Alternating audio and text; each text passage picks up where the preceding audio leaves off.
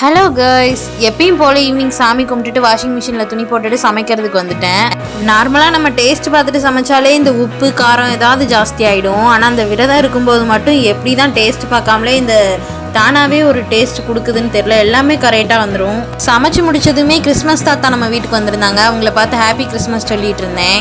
இங்கே washing machine pipe, இந்த waste தண்ணி போகலாம், அந்த பைப் வந்து டேரெக்டாக பாத்ரூமுக்கு போகிற மாதிரி நாங்கள் வச்சுருந்தோம். என் ஹஸ்பண்ட் அந்த நேரம் பாத்ரூம்குள்ளே போயிட்டு கதவு போட்டதுனால வேஸ்ட் தண்ணி வீட்டுக்குள்ளெல்லாம் வந்துருச்சு. அதெல்லாம் நீட்டாக பெருக்கி க்ளீன் பண்ணி வச்சுட்டு விரத சாப்பாடு சாப்பிட்றதுக்கு வந்துட்டோம். சூடம் பற்ற வச்சு அணைஞ்சதுமே தண்ணி தெளிச்சிட்டு சாப்பிட ஆரம்பிச்சிடலாம். என் ஹஸ்பண்ட் எப்போவுமே சாப்பிடும்போது அவங்க அம்மா இறந்ததுனால அவங்களுக்குன்னு கொஞ்சம் எடுத்து வச்சுட்டு தான் சாப்பிடுவாங்க.